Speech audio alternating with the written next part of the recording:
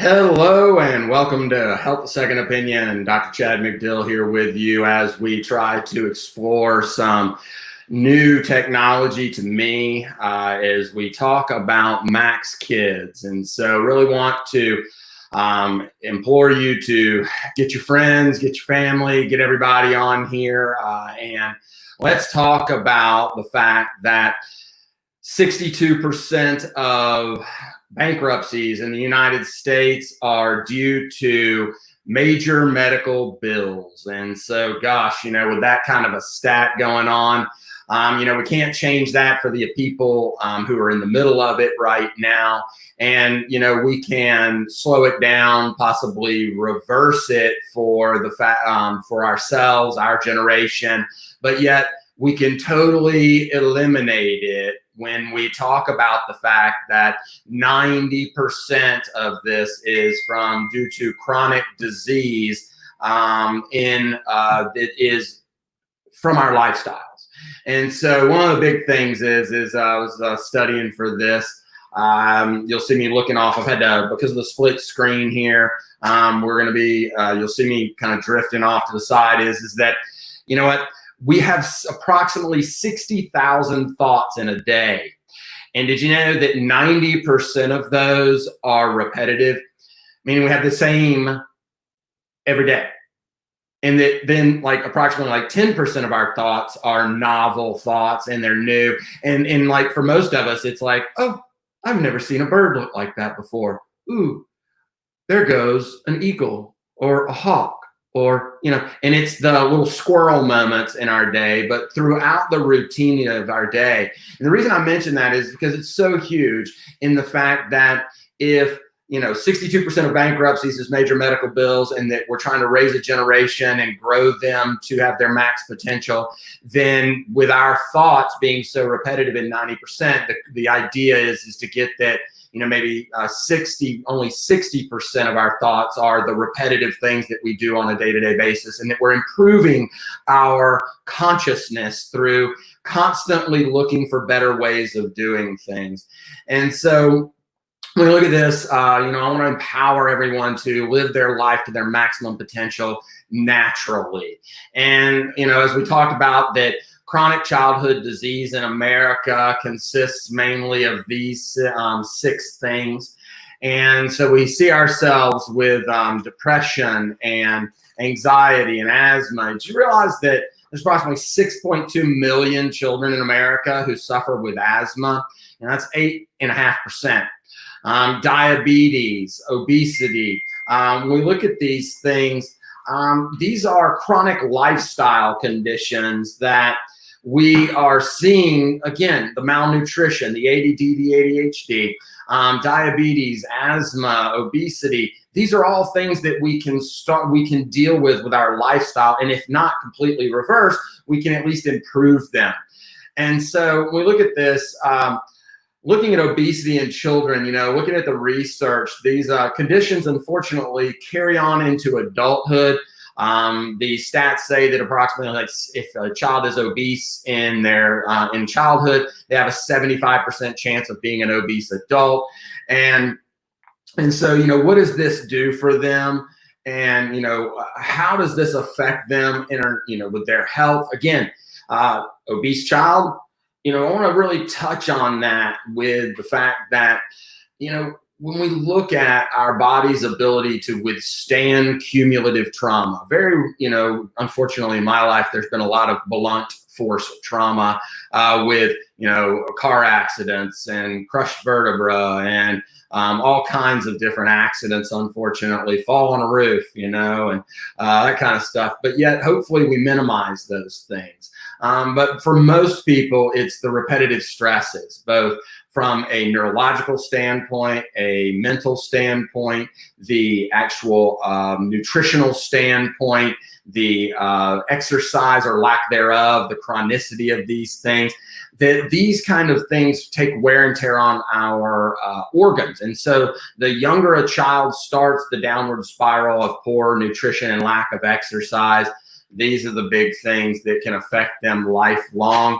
It's just amazing that depression is in here, and that suicide is the second leading cause of death in kids today. That's just absolutely baffling to me that someone would, at this point in their in our society, that would be the second leading cause of death.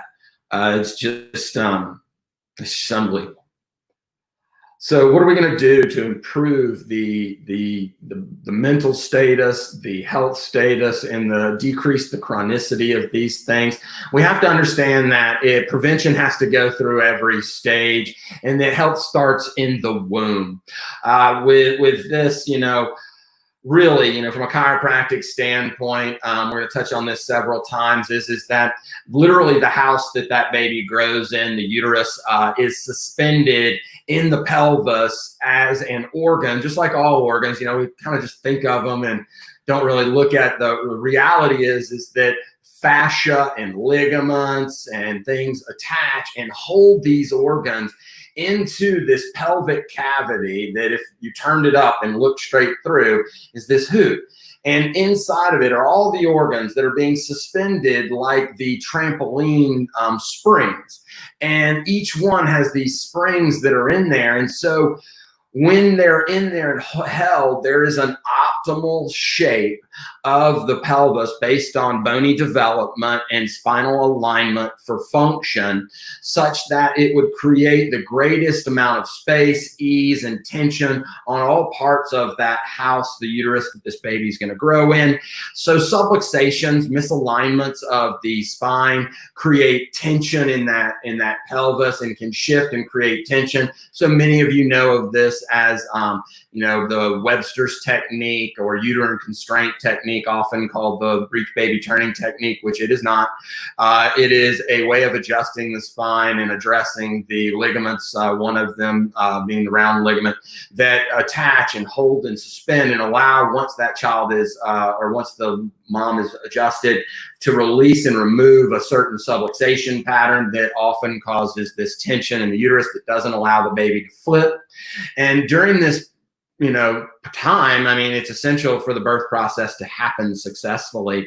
And so we know, not only from this standpoint, but yet that when we look at this, we have to understand that literally the nerve system, the connection between the brain and the body, is controlling the environment through both the tone of the autonomic nervous system and the control of the blood vessel diameter that's feeding the uterus, that's creating the placenta, that's feeding the child, to literally the amount of pressure and the tone of the uterus itself. These are all things that are being controlled through the nerve system. So subluxations in a pregnant woman not only affect her and how she feels, and the common things we hear, low back pain and all of these things, sciatica and all these other common complaints that are obvious, check engine lights that something's wrong, but literally the things that can't be felt, the literal tone and the development of the fetus due to the amount of blood flow that's getting to that child because of the health status of the nerve system. And that can't be quantified. And so, it's really from the moment a woman finds out that she is pregnant till the moment she gives birth, if she hasn't already been under chiropractic care, the alignment of the nervous system and everything is so key in making sure that that fetus can develop properly. And so also, hey, this happens, if health begins in the womb, then the next step would be to understand that our nutrition is the next step after the nerve system that's literally controlling the house. What does the nutrition look like? And I want you to think of this as the fact that the nutrition is the building blocks of life, and literally what is the child going to be made from. And we understand that deficiencies like in folate make a profound effect in the ability for our bodies to create, or that baby, if it does not get enough folate from the mother, through, again, the blood supply and being fed through that umbilical cord from the placenta, that then it won't develop its neural tube right. And I can't understand, I guess I can't say enough about the fact that, this baby's conceived, 2 cells become one, then that one cell divides until it becomes like a mulberry shape, and then it divides, it creates a groove in on top of itself on this tube, and it creates this tube that runs around this circle, and then that tube becomes the primitive notochord. The notochord then develops into the brain bud and spinal cord, and then around it, it grows the vertebra surrounding and protecting it, and literally that surrounding and protecting, the development of the protection of the spinal column around the neural tube doesn't happen properly, and we get spina bifida vera, we have spina bifida occulta, we can have developmental issues with just asymmetry and the correlation with hemivertebra and these different things that happen that literally compromise the nerve system for the life of the child. So if it's that important on that level for the development of a child, how much is it important that we have proper nutrients on a day-to-day basis to regenerate our bodies? Let's extrapolate this information to us as a society as a whole. And so, we understand that iron and folate and iodine and zinc, yeah, that's zinc, not Zyme. So yeah, well, should have proofread that one better. Vitamin D, vitamin C, calcium, and fiber. These are all just massive, amazing things that we have to have. But as important as it is to know what we have to have, it's about what we need to avoid.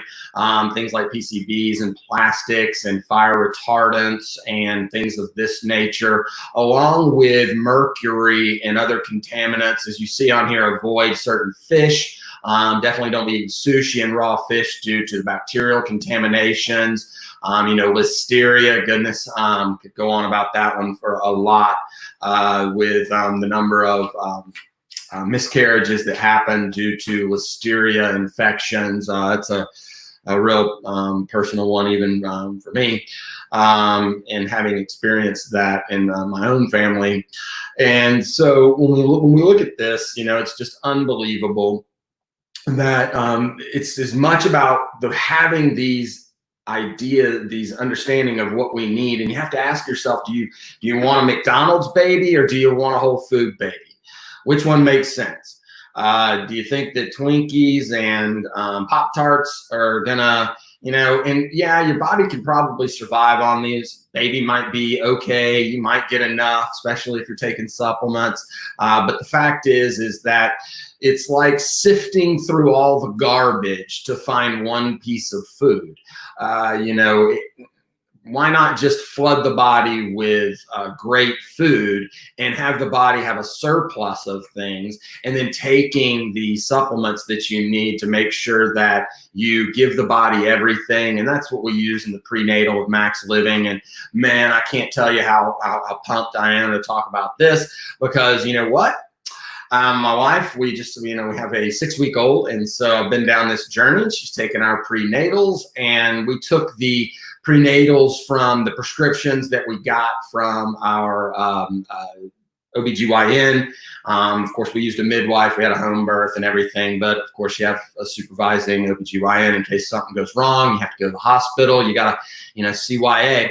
And we really we took that prescription, we went and got it filled, and it hands down, the prenatal for Max Living crushed it. It was like, over most things, there was 300% more in the prenatal here than what was going to be given to the mass public in this supposedly the best out there pharmaceutical grade prescription prenatal vitamin. And how tragic is that? And that more people don't know about the absorbability and the amazing potential here is inside of these supplements. One of the things, and I'll create a banner and try to run it on the next segment, because we're only going to get through about half of this during this segment here on Health a Second Opinion, with the full version going on out this evening also in a webinar format.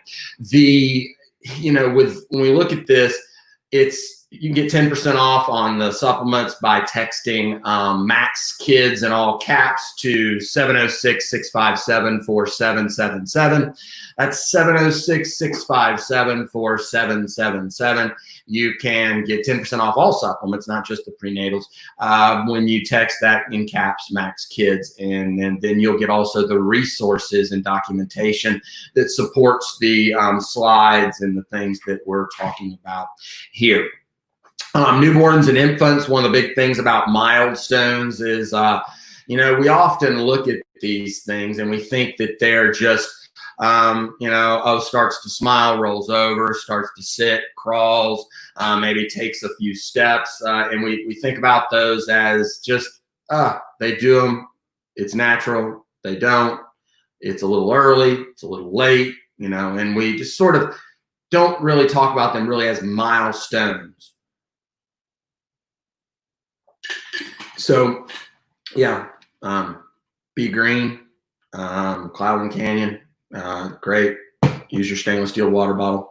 But starts to smile, control of the face. Eliana is just now starting that, mimicking facial features and, smile. She smiles back and, laugh, make facial, and she tries to mimic you. And it's so cool. But it means that literally the neurological control of the face is developing.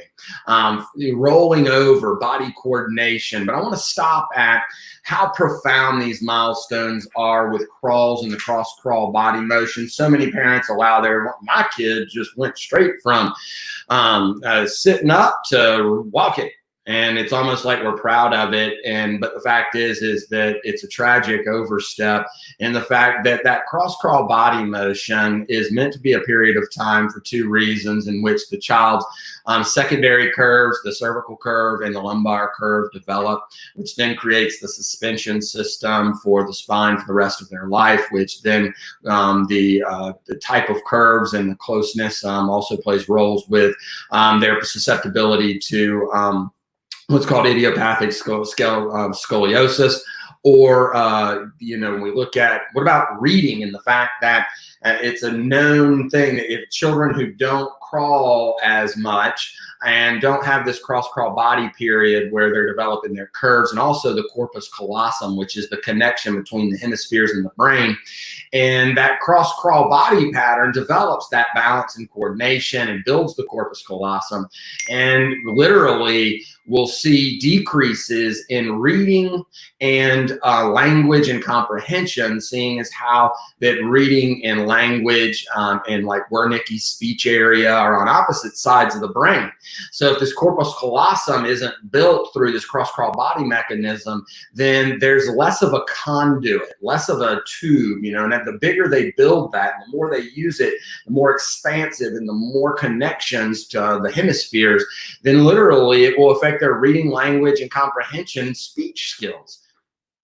Why don't we talk about that enough? So for parents out there, get back to crawling on the floor with your kids. Can't tell you enough about how much important this is. And if you see your children at any point in time in their development, all the way up and through the teens and possibly older, I'm not a therapist in that area, but yet to know the cap on the when this can be utilized. But you see a child development problem, go back to crawling. Literally get on all fours, do balance and coordination, movement, things that help build that corpus callosum and allow the synchronization of the brain.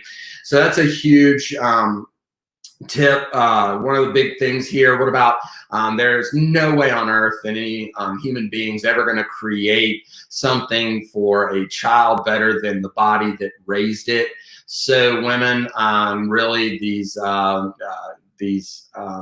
cannot recall the name, La Leche League, and breastfeeding coaches, and these, it's so important that, and right now everybody's a little fluid, and we're just, everybody's so scared of this current time where immunity is such a amazing thing in general, but right now we're seeing the compromised immunity with a new challenge. And so breastfeeding for you ladies out there who are something that provides the antibodies from your developed immune systems, your IgGs, passing through the breast milk to that child, providing the immunity that it needs.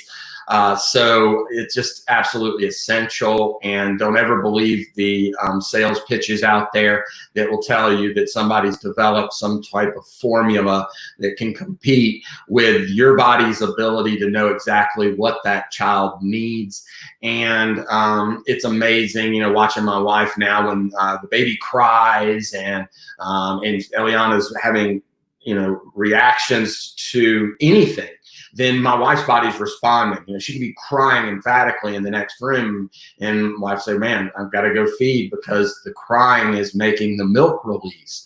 I mean, come on, talk about an amazing connection. This God's creation of us, and the fact that we downplay our body's innate intelligence, our innate ability to self-regulate and raise our kids is just unbelievable in a how would I put that? A disregard of the amazing innate power within to heal and to create life and sustain life in our children. And so what about introducing food? This is another big one too. Let's see if I can find my notes. And so one of the big things here is that when you look at this about where did you know? Yes,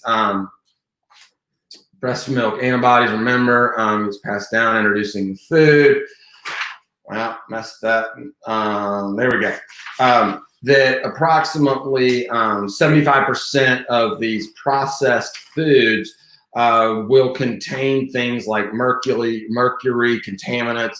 And so, gosh, you know, when we look at this another time to start with avocados or pears or lower glycemic index. Again, we don't want to start the sugar addiction early. And so sticking with the more bland, homemade, self-pureed things is a way to reduce contamination coming into that child's body. Can't say enough about it's not only what you put in, it's what you don't put in.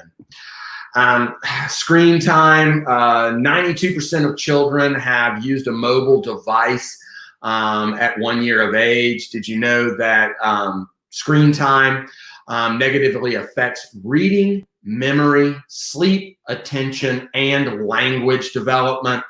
And it's this grabbing addiction that is all these bright lights and stimulation that causes a dopamine. Your kid's not addicted to the phone. Your kid's addicted to the dopamine that phone produces in their own brain. And since we live in this digital world, it's just amazing. Extrapolating, you know, it's by the time a child reaches 3 years old, that some are seeing as much as 32 hours of screen time in a week. It's like a full-time job, right? And I think that's like the breakdown they gave us with the PPP program. You had to be, you know, 75%. So 32 hours. So man, wow, that's tragic. So literally utilize other things that are balance and coordination and skill, things like blocks and or again, minimizing when we're as an alternative to reducing these the screen time that will cause dopamine response that will then cause the addiction. So then, hey, let's get them away from that to more building brain technique and balance and coordination and life skills. You know, again, touching back to the fact that chiropractic should start really young. One of the most profound things that I've ever seen from an amazing reaction was to be at the beach house with my wonderful friend Dan Moss and his family. And we were out there. My son Jonah at the time, so this was 9.5 years ago, was he was like right around 1. So maybe 8.5 years ago, he was really not himself. He was so out of sorts. And it was just, we didn't know if it was the fact that there was a dog in the house and that he didn't like dogs, he was scared of them, or maybe he was just rambunctious with all the other boys. And there was just so much chaos going on in there with 7 kids in the house and all this stuff. So we just didn't know what was on. He was not himself. Absolutely not. And maybe he was eating a little different, maybe he had too much sugar, and we just couldn't put our hand on it. But this day rolled on until about lunch. And then finally, we at lunch most days did check our children, and get them adjusted if they need it. And literally on the table, adjusted my son's atlas, top bone in his neck. And he literally twitched. Like after the adjustment, he stood up and he just kind of looked at me and said, and just took this deep breath in. And I've never seen a tone in a child change so much. And he literally became himself again. And it was just that somehow maybe a fall in the water or on the beach or something, he had subluxated the top bone in his neck. And it was literally disconnecting him from his normal self, and his energetics was off, and he was so rude, and he was so disrespectful, and he was just having such a hard day. And he was only 1 year old, and it's not like he could describe it and tell what was wrong. But that adjustment released this life potential inside of him. And I saw my child come back, and it was a 1-year-old who couldn't talk about how it made him feel, or there was it was not this thing that he could communicate other than his literal behavior change. And so I would say to you that those of you out there who have not had your children checked for subluxations, I can't tell you the profound effect that it can have on the body's ability to function. Literally every single thing that you experience in life is experienced between your ears and that brain, from the emotions of sadness to the emotions of joy to the words that are coming through this speaker right now are being translated via your auditory nerves and being translated into meaning and creating whatever experience you're having from it. And that's your nerve system communicating with all the organs and glands in your body. And it happens from a child, from the moment of conception, and from the moment of the formation of the nerve system all the way throughout our lives until death. And so the most important thing that you can do to improve health is to keep that brain-body connection free of interference. And I would challenge you to get your children checked at the office. You can text 706-657-4777 to schedule appointments. You can text MaxKids 706-657-4777 to text MaxKids in all caps, and we'll send you the resources from this webinar that again will be going on this evening in its entirety.